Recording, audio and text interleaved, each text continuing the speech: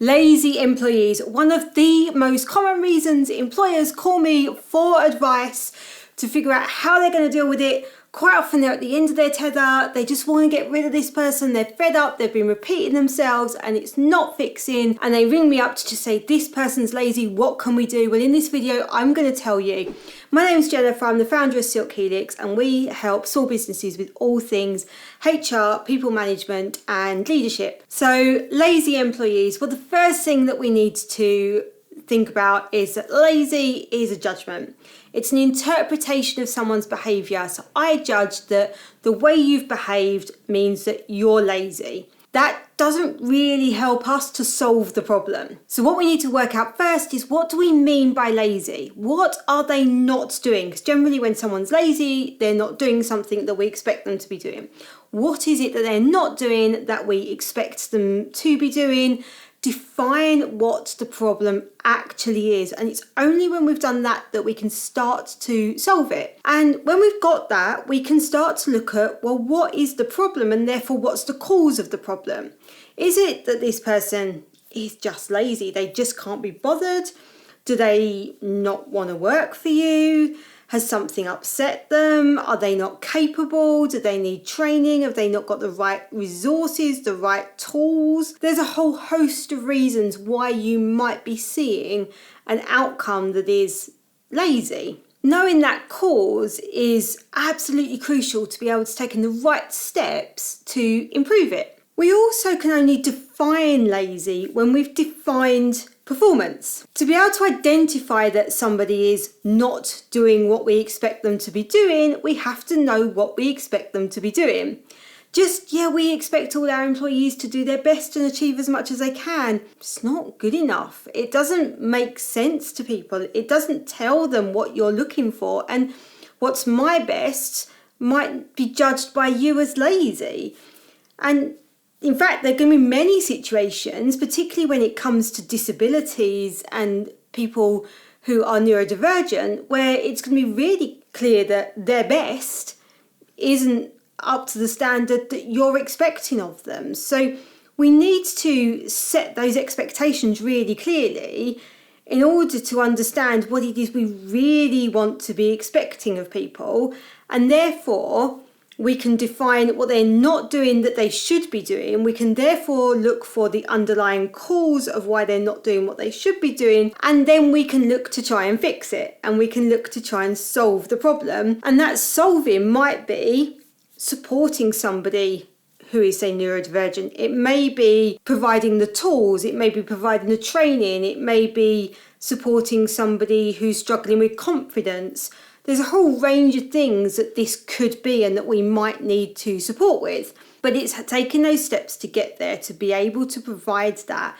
And only once we've done all of those things can we get to a point of saying, actually, no, this person is just lazy. They are just not doing what they should be doing. They're either fully capable of it and not doing it, or actually they're not lazy, they're just not capable of meeting the job as we need them to meet it. And that's a different conversation to, you're fully capable of doing this, you're just not doing it. And it's why I've got a digital course on managing employee performance, because it goes into depth about all of these things, how we have these conversations, what conversations we need to have, when we need to have them, how we set these expectations, how we make our expectations clear. All the things that you need to know to actually be able to do what we're talking about today are covered in my digital course on managing employee performance. When we've considered all of these things and we can work out what our solution's going to be, we can work out whether we can support people, quite often put that support in place, and it'll fix. The problem will fix. You'll have somebody who is performing. But if you've not got that, if you've got somebody who genuinely either isn't able to perform, where we may need to follow a capability procedure to be able to show that we are doing everything we can to support them, but ultimately they're not capable of doing the role that we need, we then look at, well, are there alternatives in the organisation? For a small business, often that isn't the case. If you're a small team, even a team of 40 or 50 people, finding an alternative role for someone isn't always possible to do. So if you've got those kind of small teams, then you may find that there aren't reasonable adjustments you can make. There are adjustments that could be made, but but they aren't reasonable adjustments for your business. Now, if you are in that situation, I'd strongly recommend that you take advice, because you are dealing with somebody who's got a disability. There are potential claims for discrimination. You don't want to make mistakes that could land you in an employment tribunal. And ultimately, you want to support somebody. If somebody is finding themselves in this position, treating them right and fairly is the right and appropriate thing to do, and shows everyone else in your team that you will treat people right, fairly, properly when you're dealing with these things. If you've got a situation where somebody just won't do, they're perfectly capable, they're just not doing it, then depending on the circumstances, we may deal with that as a conduct issue through the disciplinary procedure, or we may deal with it as a capability issue through the performance procedure.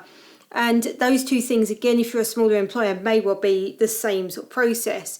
And in which case we may find ourselves going into a situation of formal hearings where we discuss the performance, where we look at what's going on, why it's going on, and set them expectations coming out of that alongside warnings, which could go up the levels of warnings up to the point of dismissal. Or if somebody's got less than 2 years service, we may be able to shorten that process if somebody really isn't working out within the business. But again, be aware of potential discrimination claims and take advice before you get to any points of potentially dismissing people. So ultimately, when it comes to lazy, do remember lazy is just a judgment of what we can see. We need to dig deeper. We need to know what our expectations are to be able to see where they're at and why they're not meeting those expectations, have the conversations with them, understand what's going on for the individual, what we can do to try and solve it. And all of that's going to be in the best interest of the business. It takes up a lot of management time to respond to and deal with employees who are not performing. So if we can solve this problem and get them performing, it's going to solve a whole host of problems for you, including having to dismiss them, having to recruit, all of these things that cost money.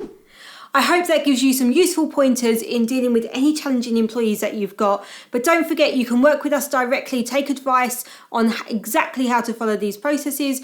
We've also got the digital course on managing employee performance, and of course subscribe and hit that notification bell so you don't miss a single video.